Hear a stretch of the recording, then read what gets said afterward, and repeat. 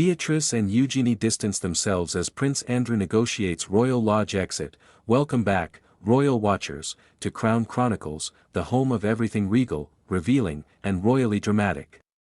If you love keeping up with the British royal family, their secrets, scandals, and surprises, then don't forget to subscribe and tap that notification bell, because what we're about to uncover could mark a turning point for the Duke of York and his daughters, Princess Beatrice and Princess Eugenie. Tonight's story takes us deep behind the palace gates, where quiet tensions are reportedly turning into a family rift that few could have imagined. Prince Andrew, once the Queen's beloved son, is said to be in intense negotiations with King Charles III over his future at Royal Lodge, the sprawling 30-room mansion he's called home for decades. But what's truly raising eyebrows isn't just Andrew's uncertain fate, it's how his daughters, Beatrice and Eugenie, appear to be distancing themselves from their father at this critical moment. For years, Beatrice and Eugenie have walked a fine line, balancing their loyalty to a father shunned by the monarchy with their desire to maintain warm relations with the rest of the royal family. They've tried to stay out of controversy, quietly attending royal events without drawing attention to Andrew's shadow. But now, it seems that line is wearing thin. Sources close to the York family claim that both princesses are heartbroken but pragmatic. They love their father dearly, but they recognize that continuing to be associated too closely with him could threaten their own reputations, and their standing with King Charles and Prince William, who are laser-focused on slimming down the monarchy. Royal Lodge, tucked deep in Windsor Great Park, has become more than just a home, it's a symbol of the ongoing struggle between royal tradition and modern accountability. The late Queen Elizabeth II granted Prince Andrew a long-term lease on the property, but with her passing, the arrangement has become increasingly awkward. King Charles reportedly wants his brother to vacate the estate, freeing it up for more active working royals, perhaps even the Prince and Princess of Wales or another member of the core royal team. Andrew, however, is refusing to budge. He insists that his lease gives him the legal right to remain there for years to come, and he's reportedly poured millions of pounds of his own money into renovations and upkeep. But here's where things get complicated. Much of that own money has been the subject of speculation, with reports that he continues to receive quiet financial help from the royal coffers. Despite his public retirement from royal duties, King Charles, who has made it his mission to streamline and modernize the monarchy, is said to have grown increasingly frustrated with his brother's defiance. According to palace insiders, the monarch has offered a financial settlement to help Andrew relocate, perhaps to the smaller Frogmore cottage, recently vacated by Prince Harry and Meghan Markle, but the Duke has resisted every suggestion. For him, leaving Royal Lodge isn't just about downsizing. It's about losing the last vestige of his royal status, the final reminder of the privilege and power he once enjoyed, and now, Beatrice and Eugenie are caught in the crossfire.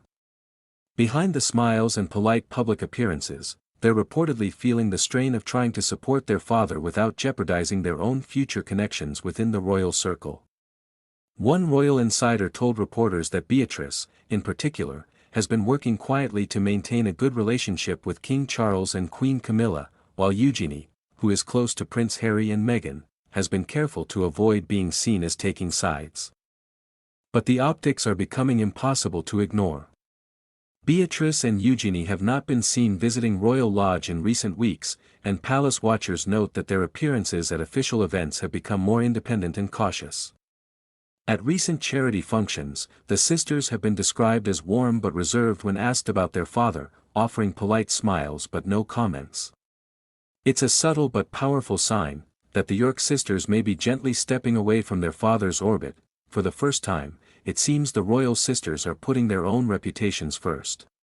They have young families, growing careers, and public lives that could easily be overshadowed by association with a father still haunted by scandal. It's a heartbreaking choice, but perhaps a necessary one.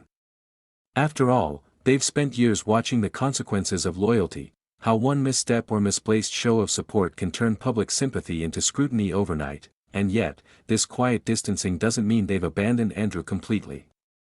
Sources close to the family say that Beatrice and Eugenie still visit him privately, offering emotional support, even as they keep their public distance. But they understand the political reality. The monarchy's survival depends on perception. And right now, the perception of the York family remains one of lingering controversy. For King Charles, this situation is more than a family dilemma, it's a test of leadership. He's trying to draw a firm line between the royal family as an institution and the royal family as a private household. His goal is to protect the firm, to make sure the monarchy remains respected and relevant in modern Britain.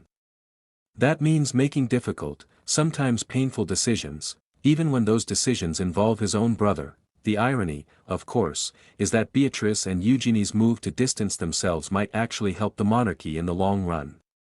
Their quiet professionalism, their absence of scandal, and their balanced approach to public life could be exactly the kind of image the royal family needs.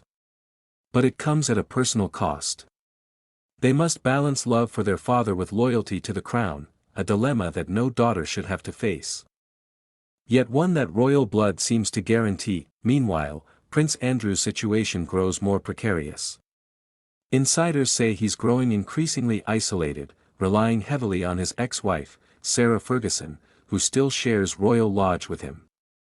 Fergie, ever loyal, continues to defend him publicly, but even she can't stop the tide that's turning against him. King Charles reportedly wants this matter settled by next year, a graceful exit that allows Andrew to save face while allowing the monarchy to move on, but will he accept? Those close to the Duke describe him as stubborn and proud, unwilling to be pushed into anything he sees as unfair. And that's where the tension lies, in a brotherly standoff that's about more than property. It's about identity, legacy, and survival. As negotiations continue quietly behind palace walls, the world watches, not just to see where Prince Andrew ends up living, but to see what this saga reveals about the future of the British monarchy itself. A new generation, led by King Charles, Prince William, and Princess Catherine, is redefining what it means to be royal in an age of scrutiny and change. And Beatrice and Eugenie, whether by choice or necessity, appear ready to adapt to that reality, even if it means leaving their father behind. So, what happens next? Will Prince Andrew